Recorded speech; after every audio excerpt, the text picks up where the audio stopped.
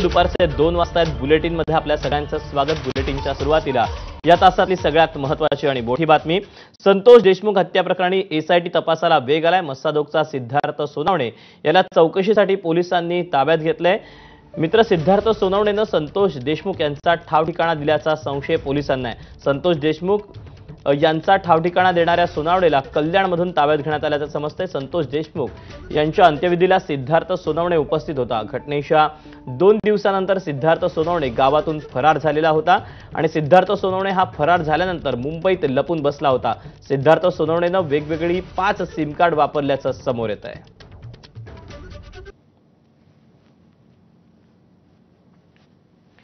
तेव्हा संतोष देशमुखांचा ठाव ठिकाणा देणारा सिद्धार्थ सोनवणे याला कल्याणमध्ये जेरबंद करण्यात आलं।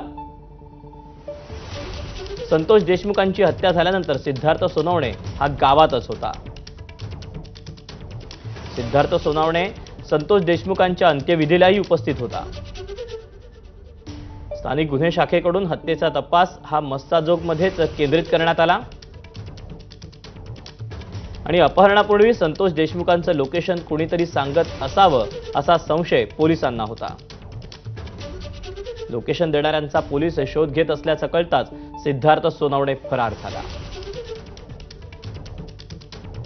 आपण याबद्दलचे अपडेट जाणून घेऊयात। गोविंद शेळके आपल्या सोबत आहे। गोविंद, सिद्धार्थ सोनवणे हा पकडला जाणं या संपूर्ण प्रकरणासाठी किती महत्त्वाचं आहे?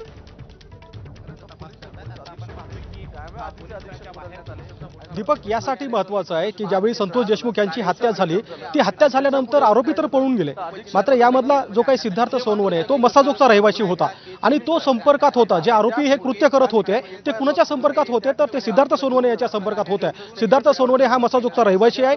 केवळ रहिवासी नाही तर आपण बघितलं की संतोष देशमुख यांची हत्या झाल्यानंतर या हत्या नंतर 1 दिवस आंदोलन झालं, त्या आंदोलनामध्ये तो सहभागी झाला। केवळ आंदोलनामध्ये नाही तर त्यानंतर झालेल्या अंत्यसंस्काराच्या कार्यक्रमात सुद्धा हा सिद्धार्थ सोनवणे होता। 4 ते 5 दिवस तो गावात होता। गावात जे लोक संतोष देशमुख यांच्या कुटुंबियांना भेटण्यासाठी येत होते ते त्याला माहित होते, मात्र 4-5 दिवसानंतर त्याच्यावरचा संशय बळावला आणि स्वतः सिद्धार्थ सोनवणे यांनी गाव सोडलं। कारण या प्रकरणातले जे आरोपी आहेत त्या आरोपींच्या मागावरती पोलीस आहेत अशी माहिती त्याला मिळत होती आणि आपण बघतो की जवळपास 10 ते 12 दिवस हा सिद्धार्थ सोनवणे याने मस्साजोग सोडून झाले होते। तो कल्याणमध्ये पोहोचला, मुंबई परिसरात होता आणि कल्याणमध्ये पोहोचल्यानंतर एका उसाच्या गाडीवर हा सिद्धार्थ सोनवणे काम करायचा। या दरम्यान तोही पोलिसांना गुंगारा देण्यामध्ये यशस्वी झाला होता, कारण या काळामध्ये त्याने जवळपास 4 ते 5 वेगवेगळ्या प्रकारचे सिम वापरले होते। मात्र ज्यावेळी सिद्धार्थ सोनवणे याचा तपास पोलिसांना लागला त्यावेळी एका उसाच्या गाडीवर काम करत असताना कल्याणमधून सिद्धार्थ सोनवणेला पोलिसांनी ताब्यात घेतलेलं आहे आणि स्थानिक गुन्हे शाखेच्या पोलिसांनी याला ताब्यात घेतल्यानंतर सिद्धार्थ सोनवणेला सुद्धा आता आपण बघतोय की या पोलीस स्टेशनमध्ये आणलं गेलंय, ज्या पोलीस स्टेशनमध्ये यापूर्वीच या दोन्ही आरोपी म्हणजे सुधीर सांगळे असतील, सुदर्शन घुले असतील, या दोघांना आणलं गेलंय। हे तिन्ही आरोपींना आता इथं अटकेची प्रक्रिया पूर्ण केली जाईल आणि हे केज पोलीस स्टेशनच्या मार्फत हा सगळा तपास आता सीआयडी कडे वर्ग केला जाईल। कारण ज्यावेळी या तिन्ही आरोपींना कोर्टासमोर प्रोड्यूस केलं जाईल त्यावेळी सीआयडी अर्थात यांची कस्टडी मागणार आहेत, कारण आतापर्यंतची जी प्रक्रिया होती ती बीड पोलिसांकडे होती। बीडच्या स्थानिक गुन्हे शाखेच्या पोलिसांनी या तिन्ही आरोपींना ताब्यात घेतलं होतं आणि ही प्रक्रिया पूर्ण झाल्यानंतर या बीडच्या केजच्या जिल्हा व सत्र न्यायालयामध्ये या तिन्ही आरोपींना प्रोड्यूस केलं जाईल। गोविंद, खरं तर सिद्धार्थ सोनवणे हा पकडला जाणं किती महत्त्वाचं होतं हे तुम्ही सांगितलंच, परंतु तो कशा पद्धतीनं पकडला गेला, कशा पद्धतीनं पोलिसांकडनं व्यूहरचना आखण्यात आली, कशा पद्धतीने त्याचा ठाव ठिकाणा लागला?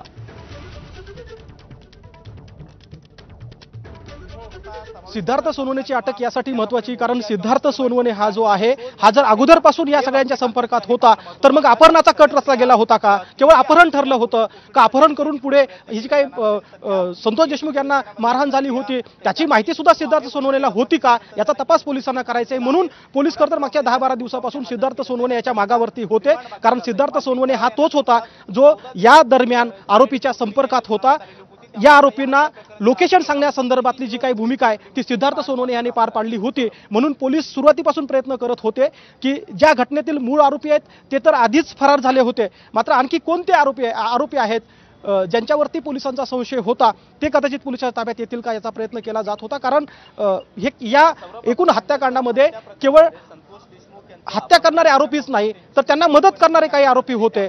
ती हत्येपूर्वीची मदत होती, जशी डॉक्टर संभाजी वायबसे यांनी हत्येनंतरची मदत केल्याचं पुढे आलंय, कारण त्यांना पळून जाण्यामध्ये जी काही रसद आहे ती संभाजी वायबसे यांनी पुरवली होती आणि त्या संभाजी वायबसेला सुद्धा पोलिसांनी ताब्यात घेतलंय। त्यामुळे सिद्धार्थ सोनवणे याची भूमिका यासाठी महत्त्वाची होती, कारण हा आरोपी सोबत घटना घडण्यापूर्वी संपर्कात होता, तो कुणाच्या सांगण्याहून संपर्कात होता, त्याच्या संपर्कात असण्याचं कारण काय होतं हेच पोलिसांना तपासायचं आहे आणि म्हणून ती तपासण्यापूर्वीची जी प्रक्रिया आहे ती पोलीस पूर्ण करतायत। आता याच केस पोलीस स्टेशनमध्ये सिद्धार्थ सोनवणेला आणलं गेलंय, त्याच्यावरती आता इथे अटकेची प्रक्रिया पूर्ण केली जाईल आणि काही वेळाने केसच्या जिल्हा व सत्र न्यायालयासमोर सिद्धार्थ सोनवणे, सुधीर सांगळे आणि सुदर्शन घुले या तिघांना प्रोड्यूस केलं जाईल। दीपक, ज्यावेळेला पूर्णपणे हा तपास CID कडे वर्ग केला जाईल त्यावेळेला सुदर्शन घुले, सुधीर सांगळे त्यासोबतच सिद्धार्थ सोनवणे यांची समोरासमोर चौकशी होऊ शकते।